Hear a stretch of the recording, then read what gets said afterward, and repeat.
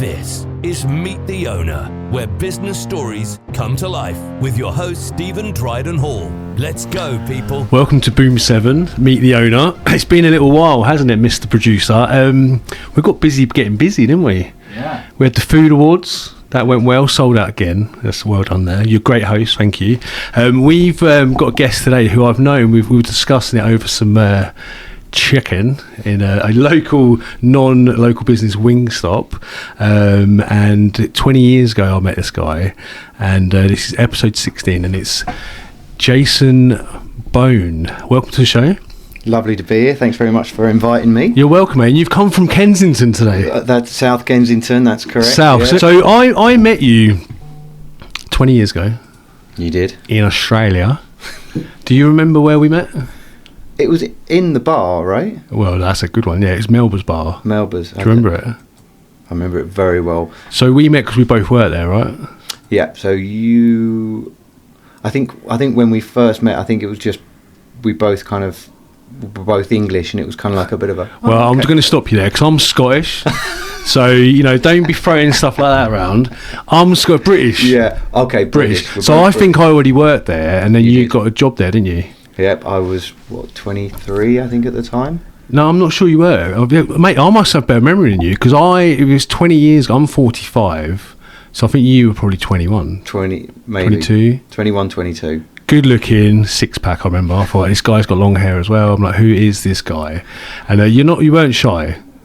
Well, do you know what you say that? I think compared to you. Oh, really? Yeah, because you were straight away. I think you started winding me up from the moment. The first thing you started saying to me was a bit of a wind up, sending me somewhere that I didn't need to go. Really? Well, yeah. I don't really remember much, but they always said you could only get a job in there if you had a personality. That was do you remember they did every week? They would hold on a Wednesday. On a Wednesday. It was a Wednesday morning. Every Wednesday they would hold interviews for jobs there, no matter what. And I was just like, because I'd gone round to a few places and they're like, no, I'm not really looking for anyone, but try Melba's. They're always looking. I was like, okay. And then when I got there, I was like, there was about 25 people. Loads of people. But I'd worked at bars before. That's so right. You had experience. I remember you did. And I was like, right, okay. And I'd been a bartender for years, like probably about 4 or 5 years. I'd been a bartender. So I had a lot of experience. And going in there, I was like, right, okay, well, I should be okay. Then saw all these people. I thought, oh, Jesus. Bit overwhelming. And then we were discussing this earlier. They don't actually put you straight in the bar. You have to start as a glass collector. And I was like, are you serious? It's like... Well, actually, I think they started somewhere different. So I remember joining there, and it was... Just let me explain this place. So it was a really long bar. I didn't know what a long bar was, where you could stand both sides of the bar, and the service was in the middle. And it was probably 50 metres long. Do you know? No, it's 96 metres, all the way up and all the way down. How do you know that? It was a weird thing that I Googled many years later. Really? And because I was trying to explain, when you try and explain someone, it was such a long bar. long, wasn't it? Yeah. And I was like, I think it was like the second longest bar in Australia. There you go. We worked in the longest second bar in Australia. How amazing is that? It was the best place ever, right? So we're both in early 20s. It was a bar in the daytime and a restaurant. Then it turned into a nightclub, and then upstairs had the pool table and a nightclub. Yeah. And I got chucked out. Do you remember that? I got chucked out by the bouncer who I worked for. Ricky, his name was. I don't know if I was playing you. So do you remember what they called it when you got 7 balled? Do you remember that? Your memory's getting old, mate. You can't remember. So it was called pantsed. Oh. So you had to pull your pants down. Yeah. Now, I didn't realise that in Australia and probably America, your pants are your trousers, right? So I didn't and probably don't wear underwear. So I've whipped them down. I got 7 balled, and I think it was you that 7 balled me. Ricky come up behind me. He choked me and dragged me down these stairs out the front of this posh restaurant, and then I'm like, Ricky, no, I work, Ricky, what you do? And I got pulled up in the meeting. It was it weren't Kerry. Who was the owner? She had brown hair. Do you remember? Tracy. She was the owner's wife. So she was horrible. Yeah. So I got told off in the Wednesday meeting when they give out the tips. Do you remember that? And I can't believe that. Do you remember that? Because I never told you I used to play quite good standard of pool. So. Well, I did not know that. Thanks very much. But this place was the best food. So if you did really well as a waiter or a bar person, they would reward the best staff every week with like food. I was pretty good, I might just say. Yeah, I won it a few times. So I was having oysters, lobster, porterhouse steak. I didn't even know what these things were. Yeah. And that's where actually I fell in love with food.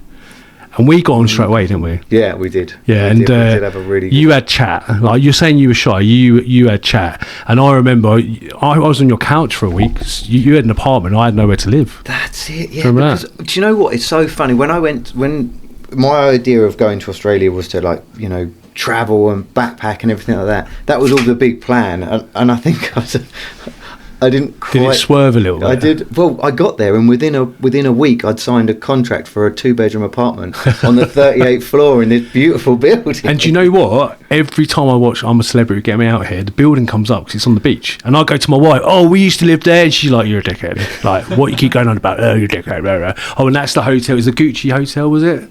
It's on the show. Versace Hotel. Yeah. Haven't been there. I stayed a night. You stayed I stayed a night there for my birthday. Serious? Yeah. Do you remember my leaving high? Versace. I did Versace t-shirt from Turkey. Yeah. Turkey or China? Don't give it a big one. Yeah. Do you remember my leaving pie?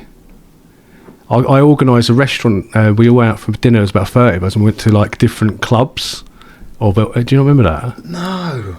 Can't really say too much. I probably, yeah. There was half naked people, and there was Pink Punter-esque type clubs. It was very good. Yeah. Fully vague. Yeah, actually, yeah, I do remember. You do. So, this is Boom7 Meet the Owner. I want to just tell the audience really about where you were in that place. So, I want to go back to the beginning. What were you like at school? And we'll get into your business. Do you know what? It's when people ask that, it's like, I was a good kid. Like really? I was a good kid. I would never. I never. I think I was never upset. If someone said, "Who are you friends with?" I was kind of like a middleman. Okay. You know, like you're a middleman. I was good. I was friends with the more kind of, let's call them geeks. I don't know if you're allowed to say that anymore. So the geeks and the knobs. So it's kind of. If I read my school reports, it would be like, Jason's a good kid, bit of a class clown, disrupt sometimes, but got bored. Yeah. What sort of grades did you get? The real ones, not the ones that you made up, which is what I did, by the way. Oh yeah, B's and C's and A's. The real ones. I think the highest grade I got was a C in maths. Okay. And then the rest were D's, E's, F's. Fair enough. So you left school. You weren't great academically, by the sounds of it. No. Go to college. I did for a few months. What did you study? As a panel beater and sprayer. I wanted to paint cars. Oh, right. So you wanted to do that? Yeah, I've always loved cars. I've been obsessed with cars from day one. Like, my dad was a mechanic. Yeah. And it was just kind of like, I'm just always around cars. So I loved it. But you left the course? I did. Why? So family situations, parents split up. I needed to move out of the house. I actually ended up moving into a pub. Wow, how old were you? Above a pub. 15. Wow, 15 you moved out? Yeah. Crazy. So by circumstances... Because I was my birthday's in August. So, you know, like... Were you the youngest or the oldest? I was one of the youngest in my year. Yeah. So I did my GCSEs in, like, May when I was 15 still, you know. Okay. So... was it May you do them? I think April, May, isn't it? Yeah. Something like that. Yeah. I should know, my daughter's done them last year. But, so I was quite young when I finished school, and I was doing the college for a few months, and then I must have just turned 16. So I was 16, went into this pub, and it was getting tough. So you worked in the pub and lived in the pub? I was doing waitering in the pub, and I was working I'd had a job as a panel beater and sprayer. Okay, so which I got, funnily enough. Yeah. You know, you do work experience in year 9. Right. I did my work experience at this place, and they offered me a job, so I worked there Saturdays and during school holidays. Amazing. So what do you think working in a pub brought to you? Because there's a massive life skill there. Like, what was the pub? What did that give you? I would I think that it gives you learn character. You know, there's a character about it. You kind of build this personality of being a bit of a lad, and Would you say you built a personality, or it just happened like that? I think it was. I don't think you chose back then. No, I think it's kind of something that might be in you. You know, you want more. You know, you travelled, so you know there's something that you kind of want more. Yeah. And when you start working in a pub and you start meeting these kind of random characters that might not be from around where you're from, and it kind of opens up your circle and opens up your mind. Whereabouts was this pub? This was in a place called Barnum, I don't know where on that the is. South Coast. I was on the South Coast. South Coast, yeah. Oh, so it's a little bit travelly, like you're sort of away from home. Yeah, a little bit. Yeah. How long did you do the pubs for? Well, I moved abroad then. Did you go to Spain? I went to Spain. I remember that when we first met. Yeah. So you went to Spain. You can speak Spanish, right? A little bit. Go on then. Just do a little bit. Go on. Lo siento, pero ahora no puedo hablar. Oh my God! So he looks like Joe Wicks. He speaks Spanish. He's muscly. What have you not got, Boner? We called him Boner back in the day. So he was Boner, JR. I've had a few nicknames. Some Jasons. I don't remember a lot of Jasons. Jay. Jay was a lot. I used to actually for a while introduce myself as Jay. Yeah. And it was kind of like JR was when I was a kid, and then when I started to want to be a bit more manly, it was Jay, and now it's like Jason. So why did you move to Spain? What happened there? It wasn't a great pub. Okay. It's a Tesco's now, funnily enough. Is it? Yeah. Interesting. But it wasn't a great pub, and it was and you know, you can start to see yourself going down a path, you know, a bad path, and it was like, I'm either going to be getting to like 17, 18 and working in this pub and getting stuck maybe on the lash every night, and it very quickly I started to realise that I didn't want that. I didn't want to be in a village drinking on a Friday. Listen, there's nothing wrong with that. There is nothing, and I don't want you to think that it's like for some people that's don't brilliant. drink in villages. No, but they enjoy it, and and that's what they love, and they really get something. They never leave. And and do you know what? In some way, you kind of envy them because they're so happy with what they've got there. But for me, I was a bit like, I wanted something more. Yeah. And this. I remember it so well. I was with my dad in the pub, and this is how long ago it was.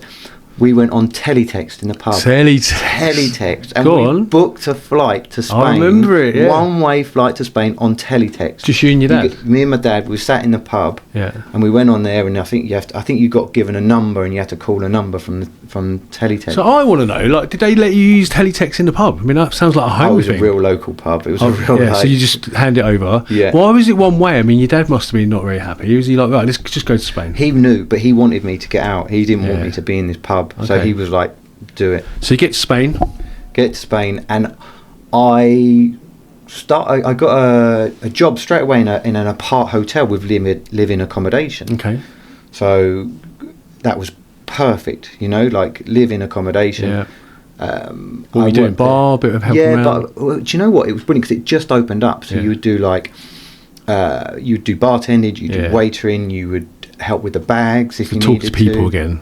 Talking to people, exactly, and you kind of get to. It's funny because it's that thing of having to approach someone and start a conversation because you have to, and then before you know it, you get comfortable with it, and then you could talk. Like we could go over there and get chatting to that lady selling cookies over there, and you know, like it's just instant conversation. No, we're not. We'll tell them how bad they are. How bad they are for you. So you're getting all these skills, like, but not by choice. You kind of just going with the flow, really. So did you go from Spain to travelling? Because I went back to the UK for a while. Yeah. Spent about a year there. Did you bang out a load of Spanish and show off a little bit? Were you like, hey, tried. Senorita? Actually, I don't think I could speak that. I think it was the second time because I actually went back to Spain again. Right. Stayed there for about a year and a half, and it wasn't. You know, a lot of my friends had kind of moved on. Yeah. It didn't feel the same. And I didn't enjoy it as much the second time. And I was like, I'm either going to go home and try and build a career, or I'm going to have a go in Australia. So you went to Australia. So you hadn't had many jobs, really? No, I think I'd worked in 2 bars. Yeah. So the first time was 2 bars. I'd worked in 2 places. And then when I came back, that was because that was the other thing as well. I was struggling for work. Right. So I remember I would work Thursday, Friday, Saturday and Sunday. Yeah, that was the only days. And I would work during the day doing building work. Yeah. Then in the I remember you doing building work. Yeah, in the evening. I mean, I wasn't that good at it, but it's, you know, like you can carry stuff.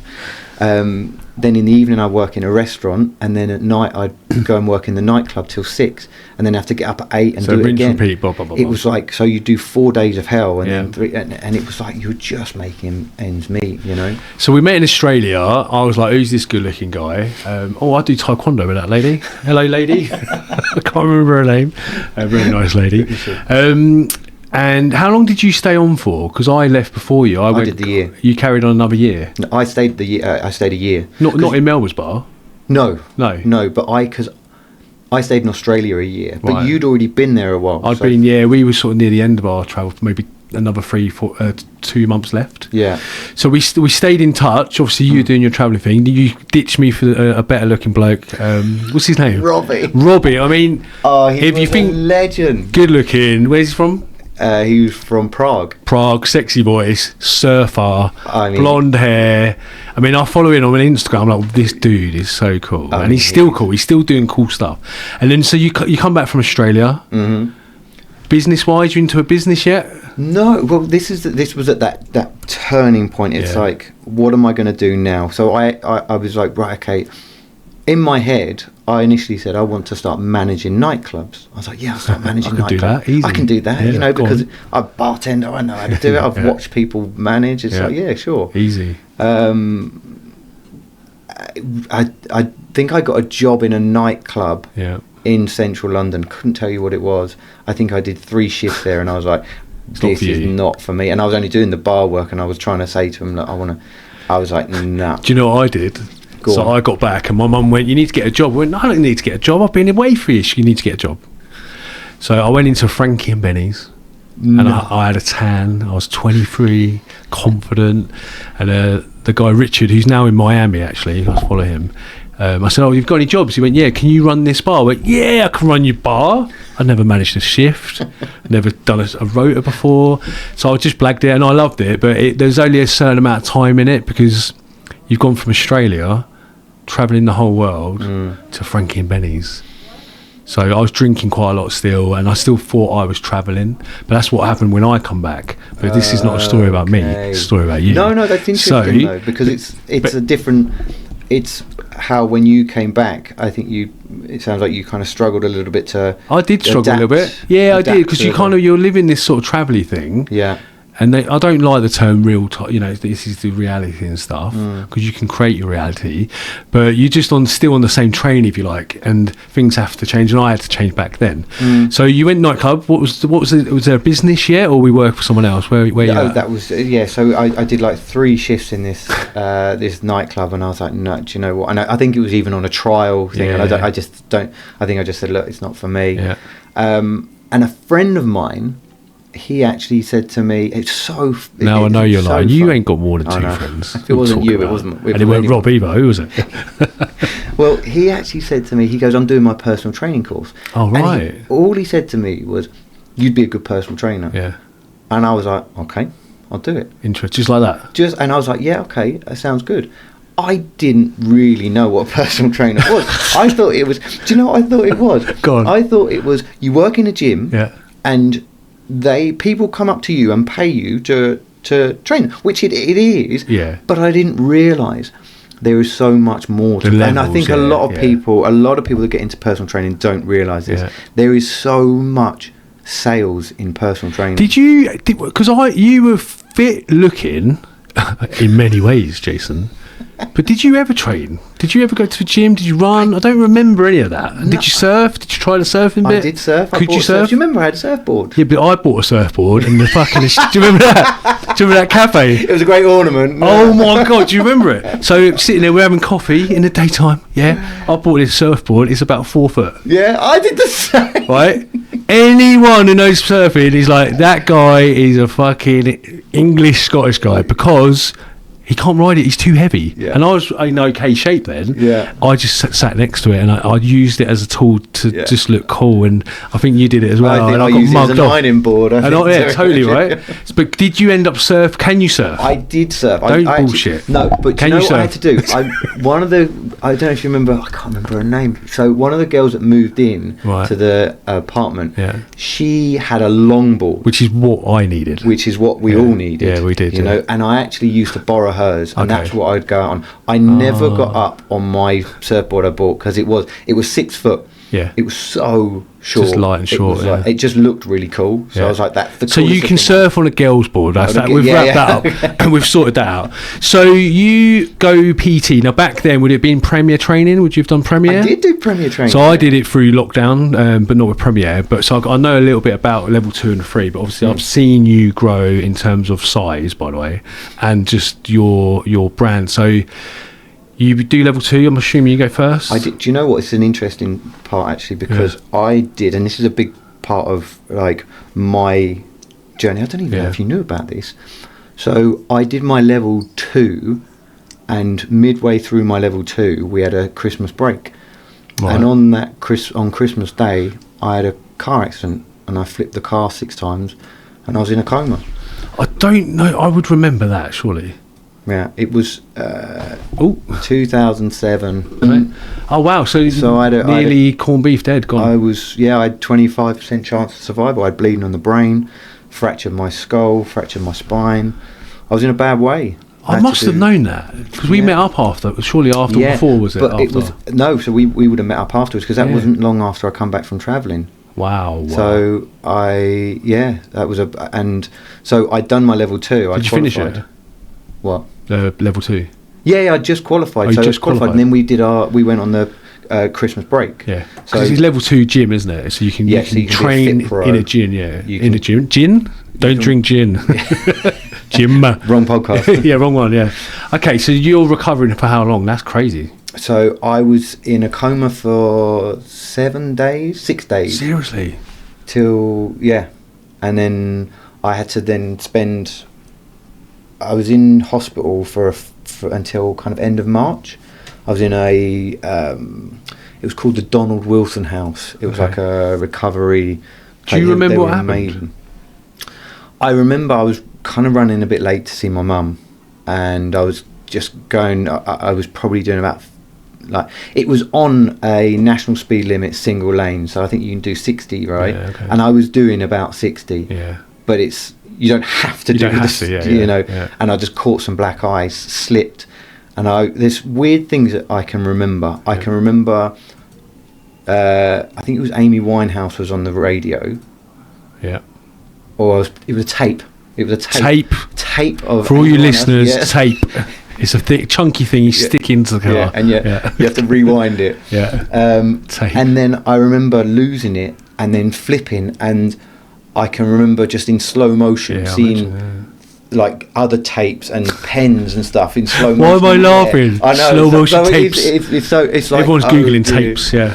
And then it just went bang, and I just I was so lucky because it was near a place called Chichester, and they've got the big hospital in Chichester, and an ambulance was going past, and they just saw me in the bottom of a ditch and just stopped to see. Yeah. And they saw me crawling out of the car, grabbed me, and then... What car was it? It was a Peugeot 106. Go on, Peugeot. Yeah. Well done car. I mean, it looks like a coffee table afterwards. I imagine. Unbelievable. So that period, and I'm only going to just put it into this. So you say in March. From March to Christmas, recovery, and probably a lot longer. No, so Christmas to March. Christmas to March. So that was Christmas Day. Yeah. And then I got out of end of March. I got out of hospital, and then put myself straight back into the level 3. So that's what I'm going to say. So how did you emotionally? Were you in a bad place in terms of when you did recover? I was so determined to get back and doing personal training. Oh, were you? Straight up? Literally. I remember. I have so much love for the people at the Donald Wilson House. I don't even know if it's still open anymore. But I was a bit of a... We're going to find out. A bit of a knob to them, actually. Was you? Because I was just like, get me out of here. I said, there's nothing wrong with me. Yeah. I need to do the personal training course. Every day, I was like, I need to... And they were doing physiotherapy with me. They would do like neuro.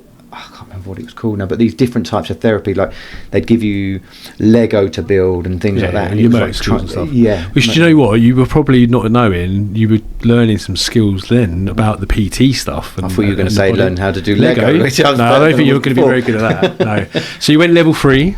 Yeah, so I went. You still working at a gym? I hadn't been working at a gym at that point. Oh, you hadn't got a job. It was a full-time course, so I was doing it Monday to Friday. Okay. I was working in a nightclub in Guildford. Okay, so you're still doing a bit of nightclub. Bit of nightclub. Single at that time. Yeah. I can't remember. I started dating someone. Okay. That was a difficult time. This is not a relationship podcast. Yeah, we don't go into that. We do not even say we know anything about it. Yeah. Okay. Right. So you go level 3. Get that done. When do you start earning some money? Well, here we go. TBT. To be decided. Not yet. Okay. But I went and done an interview at Virgin Active. I used to work for Virgin. There you go.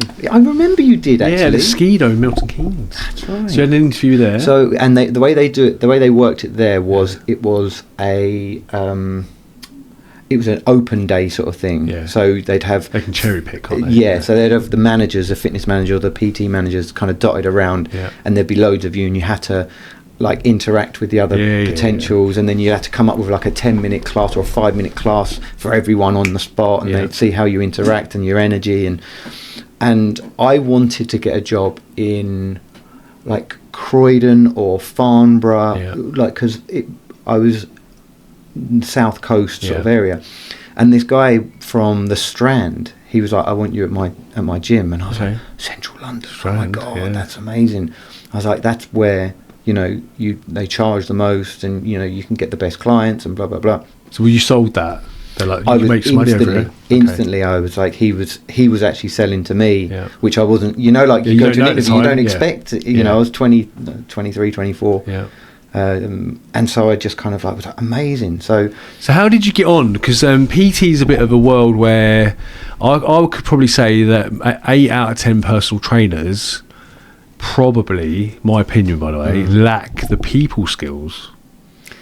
This is the thing. They got the muscle, most of them, but they don't really give a toss. Maybe that's the wrong stat. It's difficult because I obviously went into a lot of management, so I would be employing personal trainers, and I actually learnt from there that unfortunately a lot of people go into personal training with not the greatest intention. I think that they would see it as a stopgap to something else, or because of the fact that you can kind of almost work off your hours, your own time. So like you'd be like, right, okay, well, I'm going to see people between 7 and 9 in the morning, and that's it. Yeah, you've got to be driven. You've got to make some money. You have to be passionate about what you're doing. What was your strategy? So right, pretend I'm in the gym, and it's probably a lady actually, but pretend someone's in the gym. Right. What's an opening line? And we're not talking about chat lines. What is your opening general sort of tactics? Anything but fitness. So don't even talk about because fitness. Do you know what? And this was at Virgin Active, because it's a lot of things have changed now. Like a lot of boutique gyms have opened up, loads, particularly in London, where people go and they go to reception and say, I need a personal trainer, and it's like then you sit down and you have a consultation with them. But in a commercial gym, they say you've got to walk the floor. I had an amazing manager that it was all about numbers to him. He's like, right, okay, how many people did you speak to today? And if you say 30, and you go, okay, how many taster sessions did you get booked? 3. How many of them turned up? So were you motivated by your manager to go, you can do more than that? Numbers. He helped me to understand that it's about learn your number. What's the magic number for you to get a personal training client?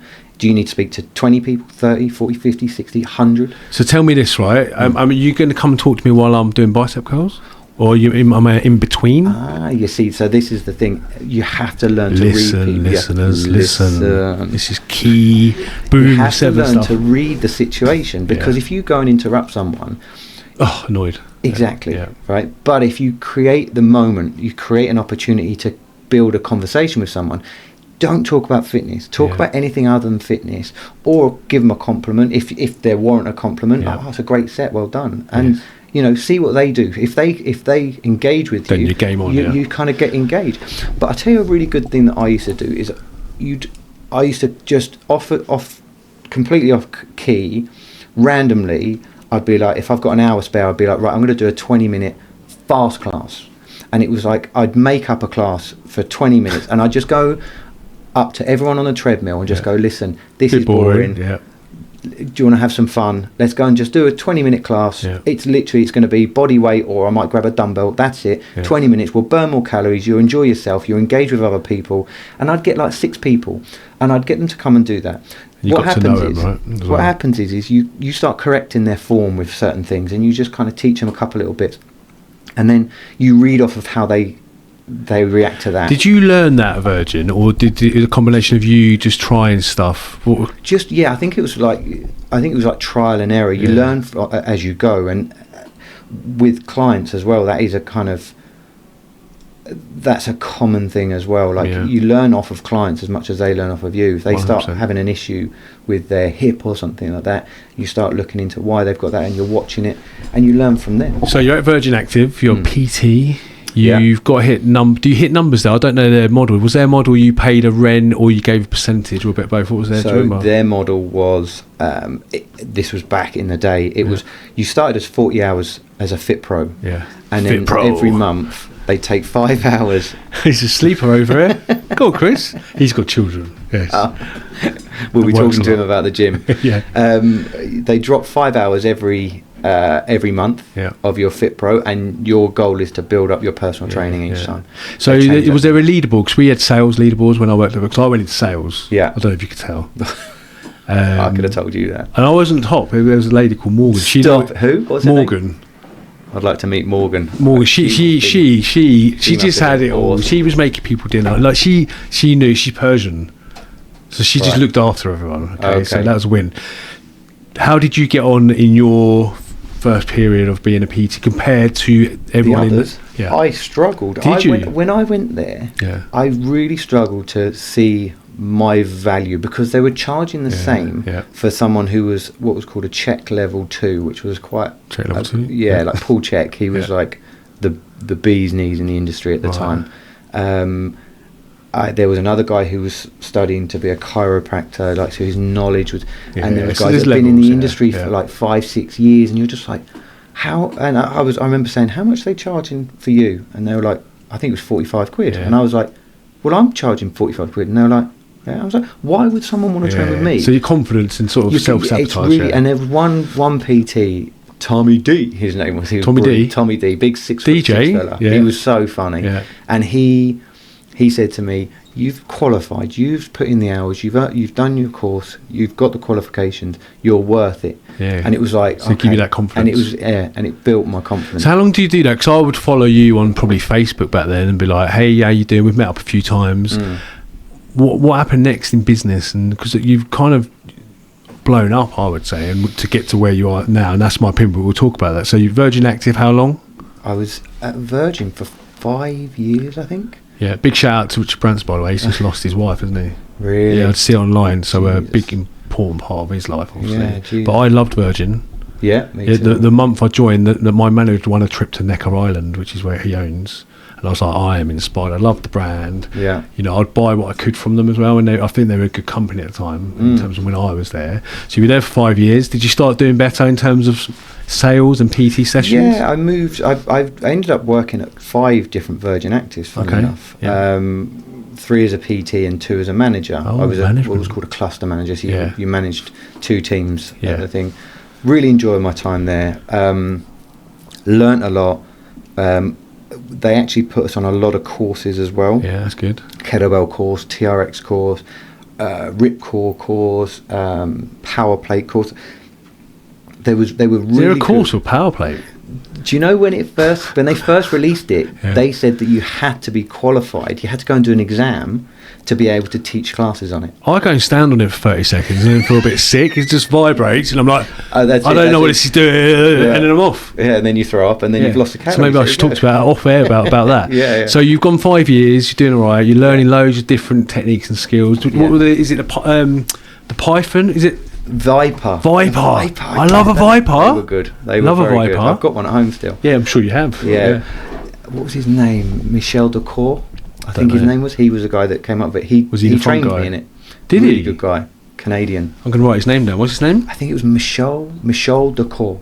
Decour. Yeah. Okay, so you've left Virgin now. So I left Virgin, started on my own. As a PT. Wanting to do outdoor training. So just what year was this? Oh, I mean, actually, that must have been 2014. 2014. So we're talking 10, 11 years ago. Yeah.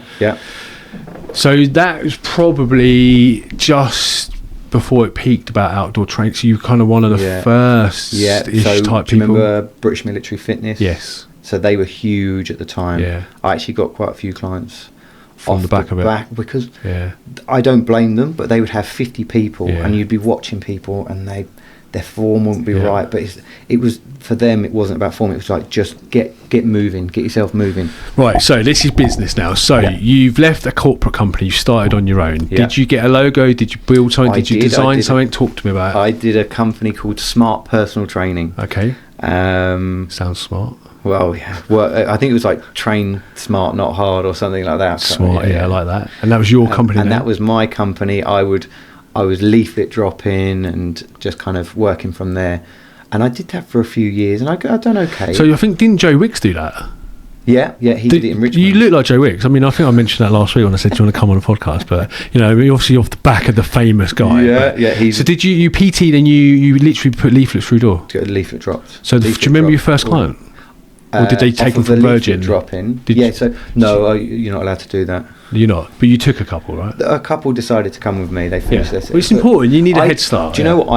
I gave all my clients. I put them with other personal trainers. Yeah. Now it's not my fault that didn't work out. It's not your fault. You were that good. I'm on your side. Yeah. So you had a couple to cushion it. Yeah. And then you did some leaflets. Do you remember the first leaflet coming? The first person. Yeah. Her name was Julie. Oh, you remember her name? And she was brilliant. And I tell you what, I then trained her sister. Yeah. Her sister and her sister's daughter. Oh wow. Kia, her name was, their daughter. She's a lovely lady. She just got married actually. I did because I got her into fitness. Oh, wow. The daughter. And she was like really into fitness, and she travelled to Australia as well. Well done. Lovely girl.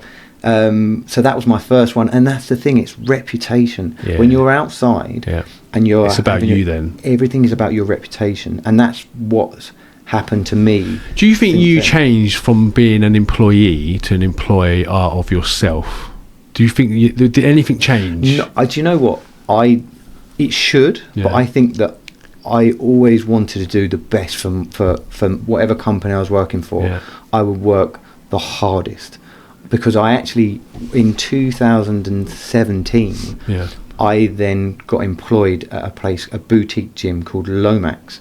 Okay. And that was where I started to train some celebrities. So is this after you were doing your own thing? Yeah, so I did my own thing for Let's talk about celebrities and this, because we're going into the wanky zone now. Yeah. I love it. I love it. And I like, who did you mention? Frank Lampard. Okay. No, I didn't. I think you mentioned him. He went past. He went past. You tripped over his dog's lead, but you dropped his name in there. So South Kensington, don't matter to me. Yeah. Who's the first celebrity that anyone would know that you trained? First person. And be cool. We don't have to know if it. This guy trains. Look at this guy. He is Buff Daddy. What's he up to? Ready? 3, 2, 1. Look at that. Oh yeah, he's a unit. Oh, he's that was JR there. Did you see the unit? He went back to the south coast there. Do you know what? I don't know if I should be. So there are. Give me some names. I'm not going to name drop. Can't you name it? You can name a couple. That's why we're here. Okay. So Danny Jones from McFly.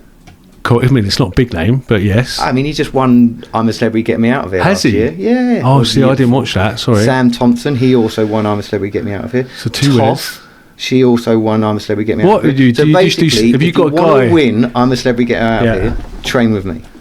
So 3, I've trained 3 of the winners. Did you train them after the one? 1 after, 2 before. Okay. Any name? I mean, they're not big enough for me. I feel like you've got better names than that. Have you got better names? Rick Yoon. Who are these people? Rick Yoon, he was a villain on James Bond. He was a James Bond villain. He was in Fast and Furious as well. That's good film names. Yeah. Anyone else? Who else you got? South Kensington, come on. Yeah. But then I'm not going to go into the Made in Chelsea a lot because that's not... That's cool. You can batch them up. So I trained a lot from Made in Chelsea. Yeah, and it's a network, actually, funny enough, that is how I got the job at Lomax. So I met a friend for a night out. Yeah. Probably in a nightclub because you've got to think about nightclubs. Well, no, it was a bar in Chelsea. I can't remember the name of it. But I went there, and one of the cast was there, and so we got on really well, and we actually had a really good laugh. And she kind of contacted me a few days later and was like, "Listen, I've got a couple of my friends that want to train with you." Blah, blah, blah. And it just started from there. And then I needed to find a place to train them because they need to be trained in a gym, and that's how I got into Lomax. And of course I turn up at this place with like these Z-listers, if you like, but it's still quite cool for them because it's like these people are coming to their gym, and I remember they were advertising for a personal trainer, and it was like, I would love to work. I missed working in a gym. A gym environment it's good. It's a bit homely, isn't it? You know your like space. You get to know a lot of people, and it's very it's very sociable. So there's a big saying about your net worth is your network. So your network was becoming a bit more, and I'll call it wanky, but a bit more premium. Yeah. And then a friend recommends a friend. So did that take your earnings a lot higher because you were charging more per hour? Like not yet. Not at that point. So what was your maximum hourly rate until this? 40, 50 pound an hour? Yeah, I think maybe 50. Yeah, okay. 60. So now you're taking it to another level. Yeah. So now, well, then what happened was I actually started working at the gym as an employee. Yes. All right. And so I was on 40 hours a week as an employee. Okay. After a week, I was offered the manager's role. Oh, mate, you are getting promoted. So it was just fortunate. But you were saying about how... I'm going to stop you a minute. You're so mature now, and I feel like we're sort of 20 years late, and I'm like... You haven't. No, I can see... I'm like, I haven't changed, have I? I'm still talking the same old way. But you've got to be professional, haven't you, at certain levels and places. And I think maybe that comes with experience and age, isn't it? Do you know what? It's funny you say that because I've got a friend of mine who's he's a lot younger than me. You haven't got 3 friends. I mean, there's 4 friends now. That's 4. 4 friends? 4 friends. I think he's like 29, but he's a very good-looking guy. He's Danish guy, like. Oh, the Danish. He's like very smiley. He's kind of a bit like Robbie, really. He always smiles. Oh, he's got happy. 2 good-looking friends. Yeah, I only hang around with them. Yeah, and he's got. Because of my client base, he asked me. He said, "How is it you manage to keep these clients happy?" Yeah. And it's like you have to have that level of professionalism. Yeah. That hour that they're with you, it's their hour. Well, you mentioned that earlier. You said there's personal trainers that it's all about them, and there's personal trainers that train. I mean, it is about the client. It's about if they want to talk for an hour, you don't care.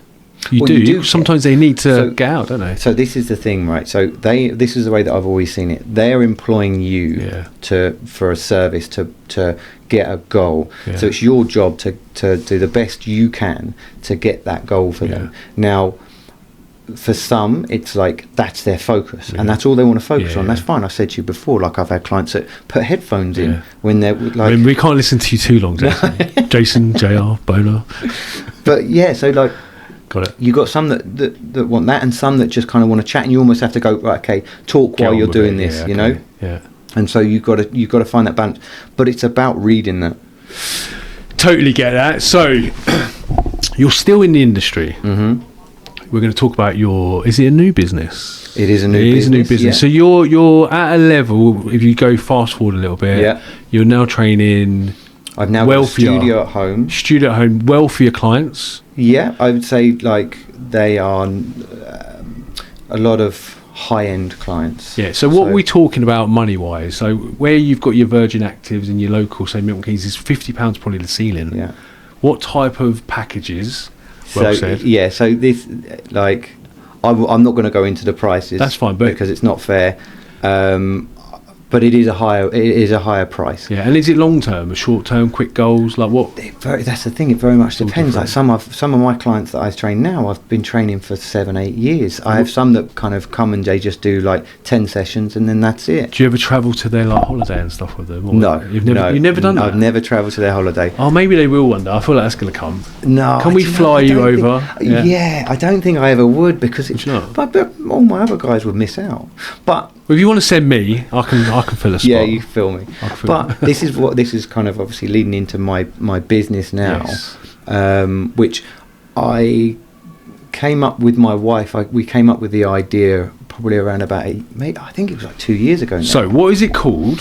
So it's called Lads and Dads Fitness. Lads and Dads Fitness. Yeah. Okay. Fit for life. In a nutshell, if you were stuck in a lift because it's the elevator you haven't got much time. I didn't know what an elevator pitch was. And then you realised it was in an elevator. I didn't even know. I know that's going to get off at floor 1 sort of thing. I didn't even know. I just ignored what that word was, elevator. But that's So in an elevator pitch, if we're stuck in a lift, I go, "Oh, Jason, what is Lads and Dads?" So Lads and Dads is a subscription app aimed towards men that give real time, which is like live workouts where you train with me. We do calorie counting, so we've got a calorie counter and programs, so 4, 6, 8 week programs and challenges, and building a male community. There's a lot of this out there, isn't there? Well, there's a lot from afar. It's like you can do an app, you can subscribe, you can talk, and I'm probably going to, my wife has done a few of these things and I've seen the same what pattern. You've just said there is perfect. My wife. So is it my wife does guys? One. My wife does one as well. My wife has a subscription, and I kind of fell into this idea a little bit. So I started a YouTube channel. Yeah, I've seen that. I followed you. So like I love it. It's like watching a celebrity be your mate. Is that doing well? So your online stuff? It does okay. Look, to be honest with you, the reason I actually started it was to get comfortable on camera. Okay. Because I mean, if you look at my first one, I did. That's always shocking. Hello, my name is Jason, and this is leg workout. You should listen to our first podcast. It's probably the same. But that's improved. But you do. You find that as you go along, you actually get better at these things. And when I was doing the YouTube, I started off on my phone, and then I was like, right, I need to do better than this. I bought a camera. Then the sound quality wasn't good, so I bought a Rode mic, and then all of a sudden it was going from in the studio where it's very echoey. I started doing it in the living room and moving things around so it looks nicer. So you're learning as you go. So I was learning, progressing, and then now I'm like, guys, welcome to Lads and Dads, and it's my character comes out a little bit more, and it's a bit more energy, and I think that's so important. It's not for everyone. Some people just want, like I have some people comment about like, I'm glad you don't put music in the background. I mean, really? I don't put music on the background because it's you're not allowed to on. Oh yeah, Chris will know all about that. There'll be a license there somewhere. The licensing, that's the one. So with that, I started to realise that 90% of the people that were doing my workouts were men, and then I started looking at like I was making like a spreadsheet of fitness apps that are out there. Okay. Ones that are tailored towards women, hundreds. Ones that were tailored towards men were very much less so, because there was men's ones, but it was guys topless doing it, and it's like, well, would you follow another guy? I was about to join the app. If you ain't going topless, I've seen a little 6-pack earlier, even though you had some chicken. Then I'm out. I need to top off. Maybe I'll do a special one. Can you do like a little once a year maybe thing? I'll do a private one for you. I don't know. But you see, like, and that was just an example. But like, there are other ones out there. But actually, I couldn't find one that done live real time workouts. So a live real time workout, if you're not sure what that is, it is me with the camera there's a timer, and I will tell you what the exercises are. So you do, and you train with me. Okay. So I'm there motivating you all the time. So you can take it into the gym, put your headphones in, and just have me. You don't even need to watch me. You can kind of look to see what. But it's all about listening, and then the timer on it and everything. With your T-shirt on, though. With my T-shirt on, yeah. Just letting everyone know. I know the arms are. I've seen the biceps, man. The triceps. Yeah.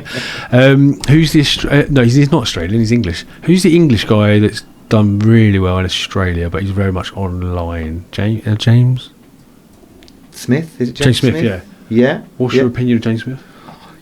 Done fantastically well. I think he actually. Because he wrote a book, I think he does seminars as well. He does seminars. He's controversial.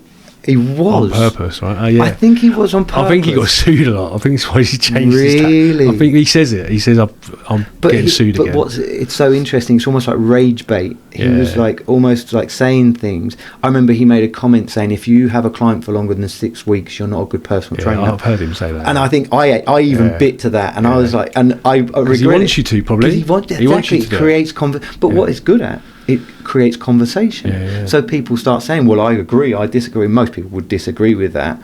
But 6.5 weeks, isn't it? Was it 6.5? Well, I disagree. It's 7 weeks. There you go. Yeah. You see, Boom7. He was creating, and you have to take your hat off to him because he's done so well. Yeah. And I think does he do stuff with some of the other like more comedic sort of people in the fitness industry? Yeah, I think he's got a strategy, and I can see through what he's doing. I want to talk about your strategy about how you're going to grow this business as well. So and I've seen a lot of this online, whether you're fitness or not.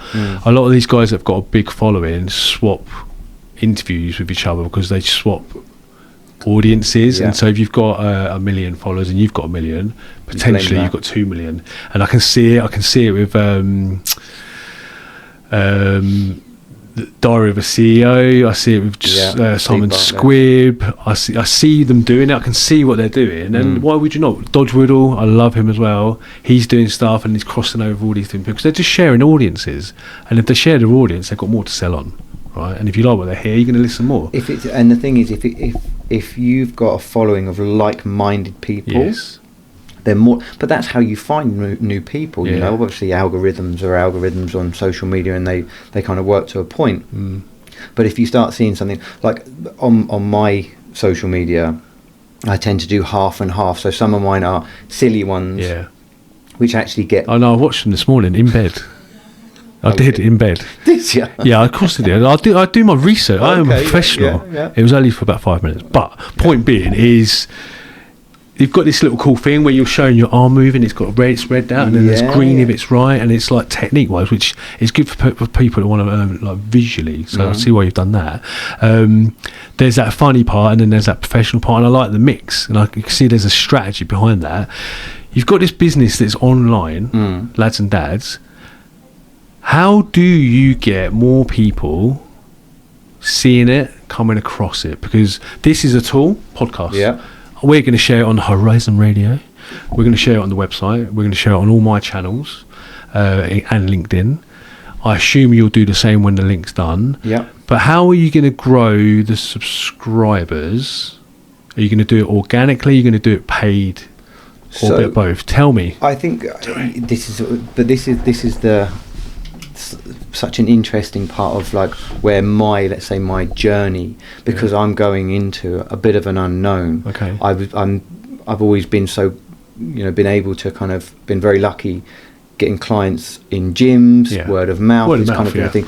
But when you go from needing, let's say, 20 clients to needing 1,000, albeit obviously they're paying a lot less than the personal training, it's like, okay, so how do you appeal to the masses? And I think advertising is obviously key, because you have to. How are you going to advertise? Social media. Are you going to do organic, or are you going to do paid, or both? What do you mean by paid? Paid ads, yeah. Oh yeah, so I'll do paid ads. So how much? I'm going to ask you straight out, because that's what we do on the show. Yeah. We can do what we want. We can swear a little bit. If I want to join, how much does it cost me to join the app? Is it 1 month, 3 months, 6 or 12 months? Monthly. How much is it, please? £20. So that's cheap, isn't it?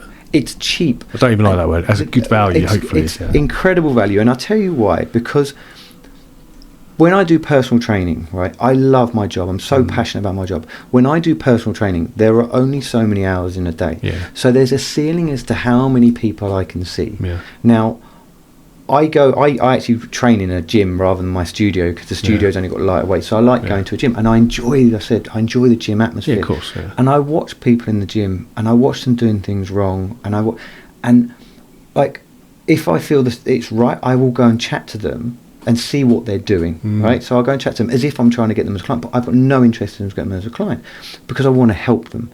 So it's like, with an app, there is no ceiling to how many people can join this app, and I can kind of pass my wisdom on and change these lives, if you like. How much?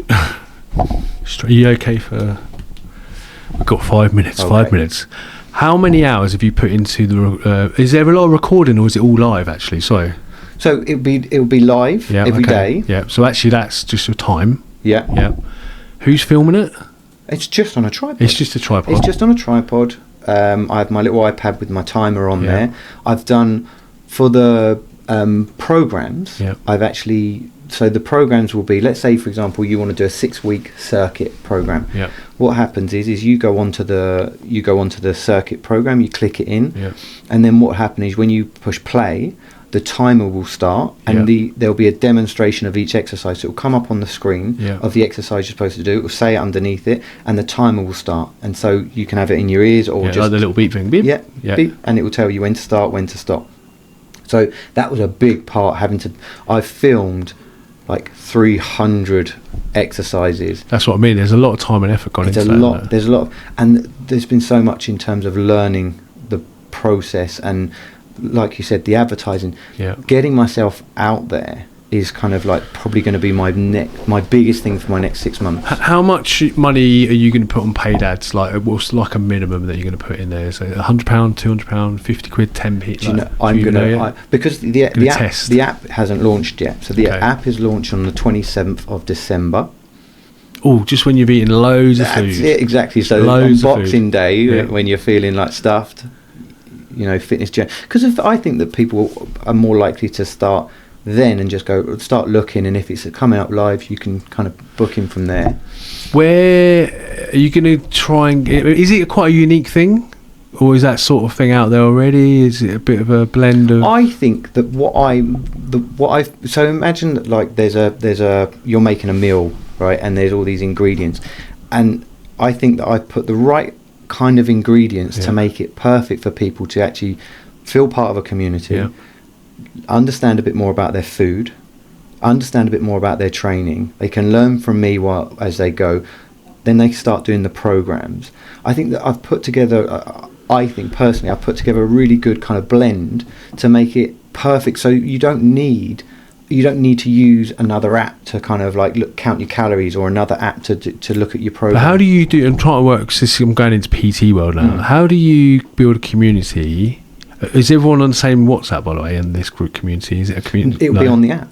Just in the app. Yeah. So there'll be kind of like a way to communicate with others on the app, where it's just kind of like a feed, if you like. So if I'm 17 stone and I want to lose fat, and there's a guy who's 10 stone, they want to put on muscle, and there's a lady who wants to get weight off her bum, and there's a guy that wants to do something else. Obviously the advice is slightly different. All very different. There are aspects as well that are, so there'll be aspects that are for everyone, and there'll be days where, like, I'm not doing high intensity every day. There'll be a leg day, there'll be a arms day, there'll be a chest day, there'll be mobility days, but there's also those programs. So I've written about 25 different 4 to 6 8-week programs that are on one side, so you can click on that, and you can do those alongside the real-time ones. So how many live workouts are you doing in a 30-day month? So I want to do one every day. So that's a lot of commitment. It is a commitment, and that's something that that's why I was saying, like, if I go away, I take my tripod with me. That's a lot of commitment. Eventually I will have other instructors that will be doing stuff as well, but they're not. I also want to be able to do, like, 2 or 3 drops a day, you know, so there'll be 2 or 3 workouts a day. So it's a little bit, I forget the name, in the bikes, Peloton. So it's a little bit like they get some cool people generally. Yeah. They generally look good. The music's banging. Yeah. It's neon lights in the dark. I like it. I don't have one, so I don't use it. But it's kind of a little bit of a vibe where you're working out with someone live as they go, and that's kind of what you want to try and achieve. Exactly. And if you watch some of my YouTube ones and you do the workout with me, you'll see how my energy changes throughout. So at the beginning, you know, there's obviously I want to have good energy, but to halfway through, the chat that I'm saying, the things I laugh at some of the things I'm saying, like I'm like, it's a privilege, we're privileged, we can do this, like, and it's this thing comes in me, right? That's why I love my job. I love what I do, and that's why I just want everyone to have that feeling. We're going to wrap up. What's the goal? If we were to say monetary or the amount of people, we're in the 2nd December, is it today? It is, yeah. This time next year at Christmas, what's one of your goals? Numbers or financial? And we'll just see what happens. Numbers. I think that how many people would you like to have on the app? Go for it. You got to aim somewhere. Well, I mean, I would say I would want to have at least 1,000 people. I had 1,000 in my head. Yeah, I think the thing, if I can get to 1,000, it means that I can then start getting other people on board and make it bigger. I want to take this as big as I can, so that then I can start getting you to set up events for me. Ooh, you know, I think we're getting some business out of it. So if you'd like to subscribe to, what's the name of the business, ladsanddads.com? Lads and Dads Fitness. Yeah, so it's ladsanddadsfitness.com. So what we will do as part of this is we've got a nice graphic. We're going to share it on our socials on Horizon Radio. We'll put all your handles and links before you go. And I think if you message me saying, look, we're about to go live, we'll just try and get a bit of Milton Keynes love, because it doesn't matter we're here, because it doesn't matter where you are. Yeah, exactly. And we can see if we can help you get to that 1,000. But I think you've got the personality. Your looks is okay.